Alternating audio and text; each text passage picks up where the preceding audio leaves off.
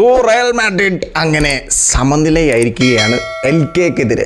Okay, Real മാഡ്രിഡിൻ്റെ away matches ആണ്. Real മാഡ്രിഡിന് ഇനി ഡിസംബറിൽ ഇനി ഒരു ഹോം മാച്ച് ഉള്ളൂ. അതൊക്കെ നമുക്കറിയാം, നമ്മൾ ഓൾറെഡി ഡിസ്കസ് ചെയ്തൊരു കാര്യം തന്നെയാണത്. പക്ഷേ സാബി അലോൻസോയുടെ റയൽ മാഡ്രിഡ് 2-2 എന്നുള്ളൊരു സ്കോറിന് LKയിൽ പോയി സമനിലയിൽ കുരുങ്ങി. റയൽ മാഡ്രിഡിൻ്റെ ഓരോ സമനിലയും ഓരോ തോൽവിയും ഇമ്പോർട്ടൻ്റ് ആയിട്ടുള്ളൊരു പോയിൻറ്റ്സ് ആണ് ഈ സീസണിൽ. ഓക്കെ, അത്ര 2 പോയിൻറ്റ്സാണ് ഇപ്പോൾ അവർ വെറുതെ ഡ്രോപ്പ് ചെയ്തിട്ടുള്ളത്. സാബി അലോൻസോയുടെ അൺവാണ്ടഡ് ടാക്ടിക്സ് എന്ന് വേണമെങ്കിൽ പറയാം. ഓക്കെ, എനിക്ക് അങ്ങനെയാണ് പേഴ്സണലി കണ്ടപ്പോൾ തോന്നിയത്. ഓക്കെ, ഇന്ന് ഇറക്കിയ ലൈനപ്പ് നമുക്കറിയാം, ആ ഒരു 5-2-1-2 എന്നുള്ളൊരു ഫോർമേഷനാണ് സാബി അലോൻസോ ഇറക്കിയത്. പിന്നെ ഹാഫ് ടൈമിന് ശേഷം ആ ഒരു ഫോർമേഷനെ കംപ്ലീറ്റ്ലി മാറ്റി. ഓക്കെ, കുറേ സബ്സ്റ്റിറ്റ്യൂഷൻസ് ഒക്കെ കൊണ്ടുവന്ന് ആ ഫോർമേഷൻ ആ ഒരു ടാക്ടിക്സായി മാറ്റി. അത് നന്നായി, അതുകൊണ്ട് ഗോളും വന്നു. അത് വേറെ കാര്യം. 2 ഗോൾ വന്നത് പിന്നെ അങ്ങനെയാണ്. അത് സംഭവം ട്രൈ ചെയ്തതായിരിക്കും മേ ബി, പക്ഷേ ആ ഒരു ട്രൈ വളരെ ഒട്ടും ഇമ്പാക്ട്ഫുൾ ആയില്ല. അത് ബാക്ക് ഫയർ ചെയ്തു എന്ന് പറയാൻ പറ്റില്ല, ബട്ട് സ്റ്റിൽ അത്രയും ഡിഫൻഡേഴ്സിൻ്റെ ഇടയിൽ കൂടെ LKയുടെ അറ്റാക്ക് സ്നീസി ആയിട്ട് പോകാൻ പറ്റുന്നുണ്ട്. ഓക്കെ, അതാണ് അവിടെ ഒരു ഫസ്റ്റ് ഗോളൊക്കെ വന്നത്. വൻ കോമഡിയാണ്. ആ LKയുടെ ആ ഒരു എഫബാസ് എന്ന് പറഞ്ഞിട്ടുള്ള പ്ലെയർ, പുള്ളി 5 ഡിഫൻഡേഴ്സിൻ്റെ ഇടയിലാണ്, അല്ലെങ്കിൽ 5 റയൽ മാഡ്രിഡിൻ്റെ പ്ലേയേഴ്സിൻ്റെ ഇടയിലൂടെ ഒരു 1 ടച്ചിലൂടെ ഈസി ആയിട്ട് പോയി ഗോൾ അടിച്ചത്. സോ അങ്ങനെ റയൽ മാഡ്രിഡിന് കുറേ പോരായ്മകളുണ്ട് ഇന്നത്തെ മാച്ചിൽ. ഓക്കെ, ലിമിറ്റേഷൻസ് കുറച്ചുണ്ട്. അത് റയൽ മാഡ്രിഡിൻ്റെ ഒരു പ്രശ്നം എന്ന് പറഞ്ഞു കഴിഞ്ഞാൽ, അവർ മൈൻഡ് സെറ്റൊക്കെ നല്ലതാണ്, മോശമാണെന്നല്ല ഞാൻ പറയുന്നത്. പക്ഷേ ഇവരിപ്പോൾ കൊണ്ടുനടക്കുന്ന മൈൻഡ് സെറ്റ് എന്ന് പറഞ്ഞു കഴിഞ്ഞാൽ, ഞങ്ങൾ മറ്റേ 15 ചാമ്പ്യൻസ് ലീഗിലുള്ള ടീമിൻ്റെ കൂടെയാണ് കളിക്കുന്നത്. സോ ഞങ്ങൾക്ക് ഇനി ഈ ഒരു ടീം എന്താ പറയുക, ഇങ്ങനെ പോയി കഴിഞ്ഞ് കഴിഞ്ഞാൽ, ഇനിയിപ്പോൾ ഈ ഒരു മാച്ചസ് ഈ സീസൺ പോയി കഴിഞ്ഞ് കഴിഞ്ഞാൽ സാബി അലോൻസോനെ പിടിച്ച് മാനേജർ ഫ്ലോറന്റീനോ പെരസ് മാറ്റും. ആ ഒരു മൈൻഡ് സെറ്റിലാണ് അവർ നിൽക്കുന്നത്. ഓക്കെ, അവർ അവരുടേതായിട്ടുള്ളൊരു ടീം എഫേർട്ടായിട്ട് വരുന്നില്ല, അത് കാണുന്നില്ല നമുക്ക്.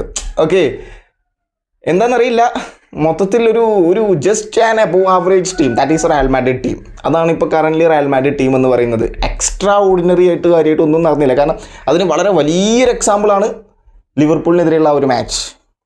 ഓക്കെ, കാരണം ലിവർപൂൾ ഇപ്പോൾ നമുക്കറിയാം, നോട്ടിംഗ്ഹാം ഫോറസ്റ്റിനെതിരെ ആൻഫീൽഡിൽ 3-0 എന്നുള്ളൊരു സ്കോറിന് പരാജയപ്പെട്ടു. അത്രയും മോശം സിറ്റുവേഷൻസിലൂടെ പോയിക്കൊണ്ടിരിക്കുന്ന ലിവർപൂളിനെതിരെ പോലും പിടിച്ചിക്കാൻ പറ്റുന്നില്ല. ലിവർപൂളിനെ മോശമാക്കി പറഞ്ഞല്ല കേട്ടോ, ചിലപ്പോൾ മേ ബി ആ ഒരു മാച്ചിൽ അവർക്ക് എല്ലാവരും നല്ല ഒത്തിണക്കത്തോടു കൂടി നല്ല ഫോമിൽ കളിച്ചതായിരിക്കാം മേ ബി. പക്ഷെ എന്നാലും അതുപോലൊരു ബിഗ് ടീം വന്നു കഴിഞ്ഞാൽ ഇനിയിപ്പോൾ സിറ്റി വരാനുണ്ട്.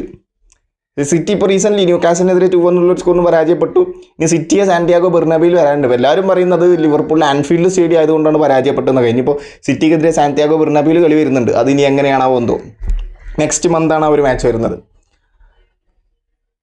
ടോട്ടലി റയൽ മാഡ്രിഡ് ഈ സീസണിൽ ഞാൻ ടു ബി ഫ്രാങ്ക് പറയാലോ, ഞാൻ വിചാരിച്ചത് ചാമ്പ്യൻസ് ലീഗിൽ അത്രയധികം ഇമ്പാക്റ്റ് ഉണ്ടാക്കിയില്ലെങ്കിലും ലാലിഗയിൽ സാബി അലോൻസോ ലാലിഗ ആ ഒരു ടൈറ്റിൽ റയൽ മാഡ്രിഡിന് ഇപ്രാവശ്യം മേടിച്ചു കൊടുക്കുന്നത്. പക്ഷേ ഇപ്പോൾ വീണ്ടും പോയിന്റ്സ് ഡ്രോപ്പ് ചെയ്തുകൊണ്ടിരിക്കുകയാണ്.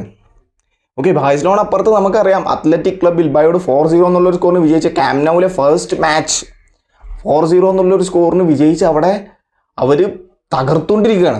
ഓക്കെ, കുറേ ജേർണലിസ്റ്റുകളൊക്കെ, അതായത് യൂറോപ്യൻ ജേർണലിസ്റ്റുകളൊക്കെ പറഞ്ഞിട്ടുണ്ട്, ബാഴ്സലോണ ടീം എന്ന് പറയുന്നത് അവർക്ക് പ്രൂവ് ചെയ്യണം, അവർക്ക് എങ്ങനെയെങ്കിലും ചാമ്പ്യൻസ് ലീഗ് അടിച്ച് അവർക്ക് പ്രൂവ് ചെയ്യണം, അവരങ്ങനെ ഒരു മോശം ടീമല്ല, ഒരു എന്താ പറയുക മോശം സിറ്റുവേഷൻസിലൂടെ പോകുന്നൊരു ടീമല്ല. അതുകൊണ്ട് അവർ മാക്സിമം പ്രൂവ് ചെയ്യാൻ വേണ്ടി ഏറ്റവും ടോപ്പിൽ നിൽക്കുന്നുണ്ട്. പക്ഷേ റയൽ മാഡ്രിഡ് ടീമാണെന്നുണ്ടെങ്കിൽ അവർ ഓൾറെഡി പ്രൂവണാണ്. ഞങ്ങൾ 15 ചാമ്പ്യൻസ് ലീഗ് കളിക്കുന്ന ഒരു ടീമിൽ കളിക്കുന്ന പ്ലേയേഴ്സാണ്. സോ അതുകൊണ്ട് തന്നെ ഞങ്ങൾക്ക് ഇനിയിപ്പോൾ ഒരു കുഴപ്പമില്ലാത്ത രീതിയിൽ കളിച്ചാലും പെരസ് കോച്ചിനെ മാറ്റിക്കോളും, നമ്മളെ മാറ്റില്ല. ആ ഒരു മൈൻഡ് സെറ്റിലാണ് നിൽക്കുന്നതൊക്കെ പല യൂറോപ്യൻ ജേർണലിസ്റ്റുകൾ പറയുന്നത് കേട്ടോ, ഞാൻ പറയുന്നതല്ല. അവർ പറയുന്നത്, ഞാൻ കുറച്ച് കാര്യങ്ങളൊക്കെ വായിച്ച കാര്യങ്ങളാണ് ഞാൻ പറയുന്നത്. സോ കാണുമ്പോൾ നമുക്കും അങ്ങനെ തോന്നുന്നുണ്ട്. ഓക്കെ, ബേസിക്കലി നമുക്കങ്ങനെ തോന്നുന്നുണ്ട്. അതെന്താണെന്നറിയില്ല. റയൽ മാഡ്രിഡ് കുറച്ചും കൂടി അടിപൊളിയാവാനുണ്ട്. ഓക്കെ, ആ ഒരു അബോവ് ആവറേജ് ടീമിൽ നിന്ന് മുകളിലോട്ട് പോകാനുണ്ട്. ഒരു ബിഗ് ടീം വന്നു കഴിഞ്ഞ് കഴിഞ്ഞാൽ പ്രശ്നമാണ്. സീസണിൻ്റെ തുടക്കം തൊട്ടേ എല്ലാവരും പറയുന്ന കാര്യം തന്നെയാണ്.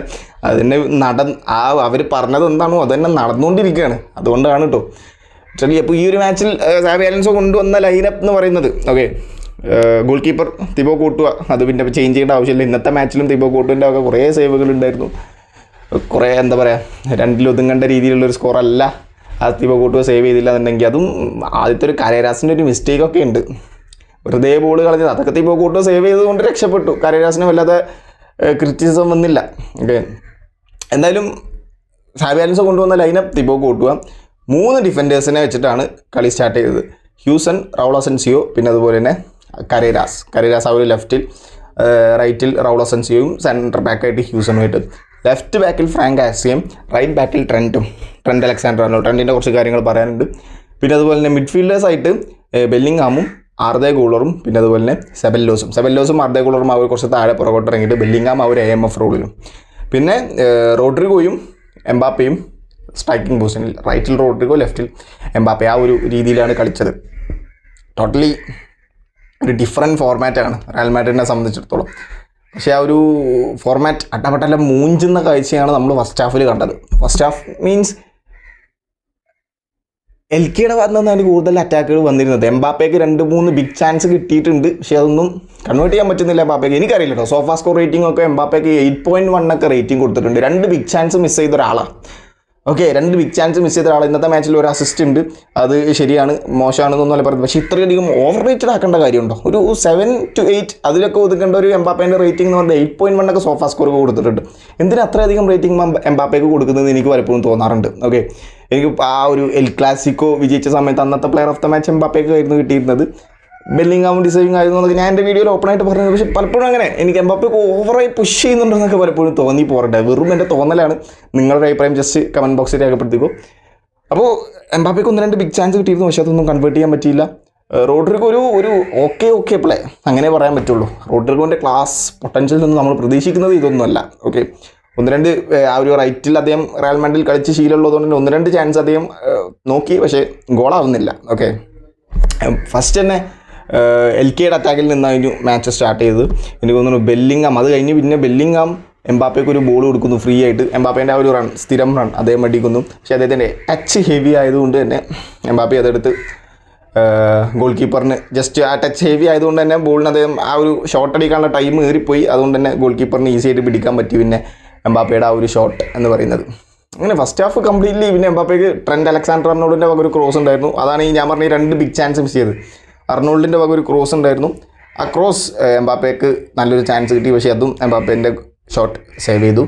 1-on-1 വിത്ത് ഗോൾ കീപ്പറാണ്, മുമ്പിൽ ആരുമില്ല. ഓക്കെ, ഫസ്റ്റ് ടൈം ഷോട്ടാണ്, ബട്ട് സ്റ്റിൽ അത് എംബാപ്പേൻ്റെ ഒക്കെ ഒരു ക്ലാസ് വെച്ചത് ഗോളാവേണ്ടതാണ്. ഓക്കെ, എംബാപ്പെ തന്നെയാണ് ഇപ്പോഴും ലാലിഗയിൽ ടോപ്പ് സ്കോററൊക്കെ, അതിലൊന്നും നമുക്കാർക്കും ഇവിടെ ഡൗട്ടൊന്നുമില്ല. പക്ഷേ അത് ഗോളാക്കിയില്ല.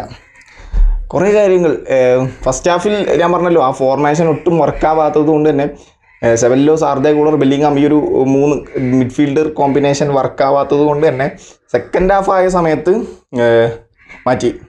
Completely tactics Xabi Alonso change ചെയ്തു. കാരണം ഗ്രൗണ്ടിൽ കാര്യമായിട്ടൊന്നും നമുക്ക് കാണാൻ പറ്റുന്നില്ല. ഓക്കെ, അപ്പോൾ സാബി അലോൻസോ പിന്നെ ഫുൾ മാറ്റങ്ങളാണ്. ഓക്കെ, ആ ഒരു ഫ്രാങ്ക് ഗാർസിയനെ എന്ന് തോന്നുന്നു, എനിക്ക് ഓർമ്മയില്ല, മാറ്റിയിട്ട് ഫെഡെ വാൽവർദേനെ കൊണ്ടുവരുന്നു.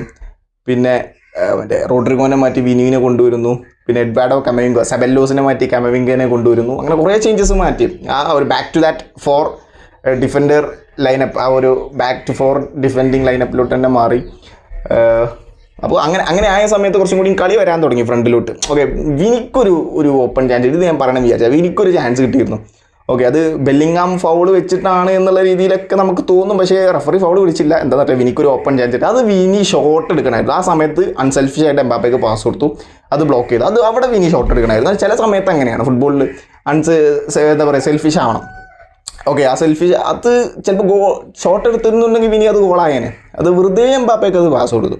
ഓക്കെ, ആ ഒരു സിറ്റുവേഷൻ കണ്ടവരുണ്ട് തന്നെ മനസ്സിലാക്കാൻ പറ്റും. വിനി ഷോട്ട് എടുത്ത് ചിലപ്പോൾ മേ ബി ഗോളായേനെ. 1-0 എന്നുള്ള സ്കോറിന് ഡൗൺ ആയി നിൽക്കുകയാണ് ആ സമയത്ത്. ഓക്കെ, ആ സമയത്താണ് വിനീനെ കൊണ്ടുവരുന്നത്. ഫസ്റ്റ് ഹാഫ് കുറച്ച് കഴിഞ്ഞേക്കിനാണ് ഈ ഒരു എൽക്കേൻ്റെ ഫസ്റ്റ് ഗോൾ വരുന്നത്. അവന്മാർ ആ ഒരു ഫെബാസ് എന്ന് പറഞ്ഞിട്ടുള്ള പ്ലെയർ ലെഫ്റ്റിൽ നിന്നും അദ്ദേഹം ബോൾ കൊണ്ടുവരുന്നു. ഞാൻ പറഞ്ഞോ, Rodrygo, Huijsen, Bellingham, Raul Asensio, പിന്നെ അതുപോലെ തന്നെ ട്രെൻറ്റ് അലക്സാണ്ടർ. ഇവർ 5 പേരുണ്ട് കേട്ടോ. ഇവരുടെ ഈ 5 പേരുടെ നടുക്കാണ് ഫെബാസ് ഉള്ളത്.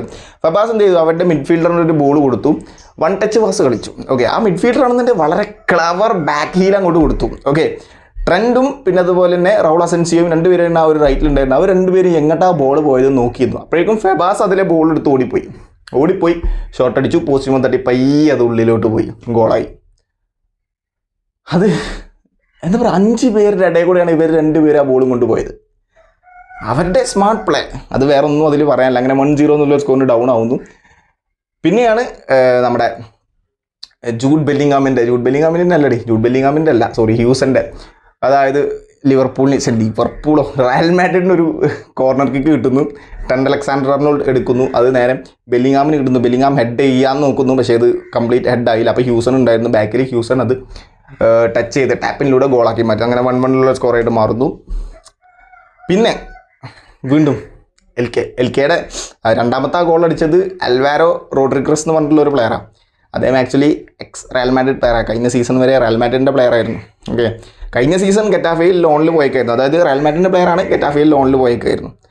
അതിന് മുമ്പത്തെ സീസൺ റയൽ മാഡ്രിഡ് കളിച്ചുകൊണ്ടിരുന്ന പ്ലെയറായിരുന്നു. 7 മത്സരത്തിൽ നിന്നും ഒരു ഗോളൊക്കെ അദ്ദേഹം സ്കോർ ചെയ്തിട്ടുണ്ട്. ആ ഒരു അൽവാരോ റോഡ്രിഗ്രസ് തന്നെ, അദ്ദേഹം 79ാമത്തെ മിനിറ്റിന് ശേഷം സബ്സ്റ്റിറ്റ്യൂട്ടായിട്ട് വന്ന ഒരാളാണ്. അദ്ദേഹം ആ ഒരു ബോൾ, അതും കോമഡി കേട്ടോ, സെൻറ്ററിൻ്റെ അവിടെ നിന്നൊക്കെ ആ ബോൾ കിട്ടുന്നത്. റൗൾ അസെൻസിയോ, ഹ്യൂസൺ, കരേരാസ്, ട്രെൻറ്റ്, ഇവർ 4 പേരുണ്ട് ഫ്രണ്ടിൽ. ട്രെൻറ്റ് ഇല്ലാന്ന് തോന്നുന്നു, ട്രെൻറ്റ് പിന്നെയും കുറച്ച് ഫ്രണ്ടിലാണ്. ബാക്കി 3 പേരുണ്ട്. അവന്മാരുടെ ഇടയിൽ കൂടെയാണ് ആ ബോളും കൊണ്ടുപോയത്. അൽവാരോ റോഡ്രിഗ്രസ് ഷോട്ട് അടിച്ചു, ഗോളായി. സിമ്പിൾ. ഒരാൾ ക്ലോസ് ഡൗൺ ചെയ്യുന്ന പോലില്ല. തൊട്ട് ബാക്കിൽ എഡ്വാർഡോ കമവിംഗി ഉണ്ട്, പക്ഷേ കമവിംഗി ഒന്നും ക്ലോസ് ഡൗൺ ചെയ്യുന്ന പോലില്ല. അങ്ങനത്തെ കുറച്ച് പ്രശ്നങ്ങളുണ്ട്. അത് സ്വന്തം ഹാഫിൽ നിന്ന്, ഓപ്പോസിറ്റ് ഹാഫിൽ നിന്നാണെങ്കിൽ ഓക്കെ, സ്വന്തം ഹാഫിൽ നിന്നൊന്നും അങ്ങനെ ചെയ്യരുത് എന്നാണ് നമുക്ക് കാണുമ്പോൾ അത് തോന്നുന്നത്. ഓക്കെ, ഇതൊക്കെ സ്ട്രിക്ട്ലി മൈ ഒപ്പീനിയൻ ആണ്. ഇവരുടെ ഗെയിം പ്ലാനൊന്നും ഇങ്ങനെ പറയാനും നമ്മളൊക്കെ ആരാണെന്ന് ചോദിച്ചു കഴിഞ്ഞാൽ അങ്ങനെയൊന്നുമില്ല. നമുക്ക് കാണുമ്പോൾ ആസ് എ ഫുട്ബോൾ ഓഡിയൻ കാണുമ്പോൾ തോന്നുന്ന കാര്യമാണ് നമ്മൾ പറയുന്നത്. സോ അത് ക്ലോസ് ഡൗൺ ചെയ്യാൻ ഒരാളില്ലാത്തതുകൊണ്ട് അൽവാരോ റോഡ്രിഗ്രസ് ഈസി ആയിട്ട് ഗോൾ സ്കോർ ചെയ്യുന്നു. ഷോട്ട് അടിക്കുന്നു, ബോക്സിൻ്റെ പുറത്ത് നിന്നാണ് ഗ്രൗണ്ട് ഷോട്ട് അടിക്കുന്നു. ടിബോ കൂട്ടോ ബീറ്റനായി, ഗോളായി. 2-1 സ്കോറിന് മുന്നെത്തും. 2 പ്രാവശ്യമാണ് അവർ പിന്നിലോട്ട് പോയത് റയൽ മാഡ്രിഡ്. പിന്നെയാണ് നമ്മുടെ ഇവരുടെ ട്രെൻറ്റിന് തന്നെ ഒരു ഫ്രീ കിക്ക്, എംബാപ്പേനെ ഫൗൾ വെച്ചതിന് ആ ഒരു ലെഫ്റ്റ് സൈഡിൽ ഒരു ഫ്രീ കിക്ക് കിട്ടുന്നു. ട്രെൻറ്റ് അലക്സാണ്ടറിനോട് ഇത് എടുക്കുന്നു.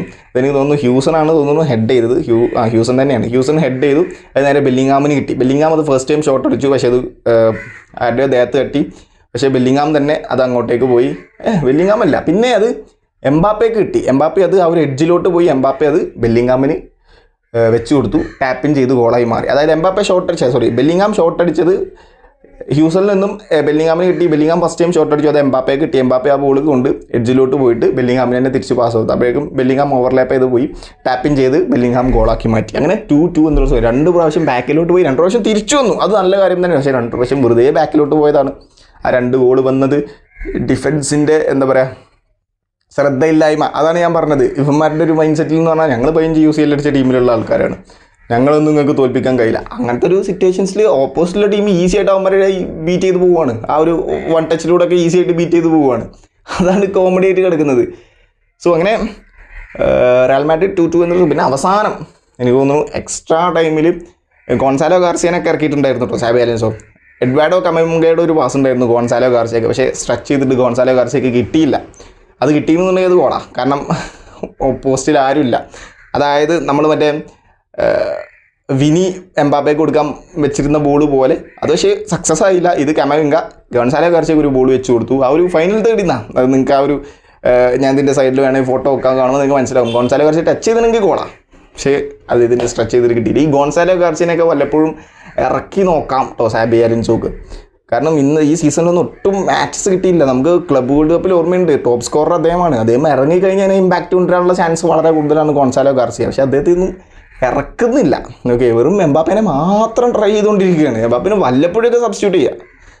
എംബാപ്പെ എന്ന് പറയുന്നത് വേൾഡ് ക്ലാസ് പ്ലെയർ തന്നെയാണ്. ഇപ്പോൾ 3-0 ജയിച്ചിരിക്കുകയാണ്. എംബാപ്പേനെ സബ്സ്റ്റിറ്റ്യൂട്ട് ചെയ്ത് ഗോൺസാലോ ഗാർസിയക്ക് ടൈം കൊടുക്കാം, അതൊന്നും കൊടുക്കുന്നില്ല. എൻട്രിക്ക് പിന്നെ കഴിഞ്ഞു, എൻട്രിക്കിന് ഓൾറെഡി കൊടുക്കില്ല. അദ്ദേഹം ഈ ഒരു ജനുവരി ട്രാൻസ്ഫർ വിൻഡോയിൽ ഓൾമോസ്റ്റ് ഒളിമ്പിക് ലിയോണിലോട്ട് പോയതുപോലെയാണ്. ഓക്കെ, ഓൾമോസ്റ്റ് ചർച്ചയൊക്കെ കഴിഞ്ഞിട്ടുണ്ട് തോന്നുന്നത് അതിൻ്റെ. എൻട്രിക്കില്ല, എന്നാൽ ഗോൺസാലോ ഗാർസിയക്കെങ്കിലും ചാൻസ് കൊടുത്തൂടെ? ഓക്കെ, അത് തോന്നാറുണ്ട് പലപ്പോഴും. സത്യസന്ധമായിട്ട് നമുക്ക് തോന്നുന്ന കാര്യം നമുക്ക് പറയാമല്ലോ. ഈ ഒരു മാച്ചിൽ കിട്ടി അദ്ദേഹത്തിന് ചാൻസ് കിട്ടി, പക്ഷേ ഗോളായില്ല.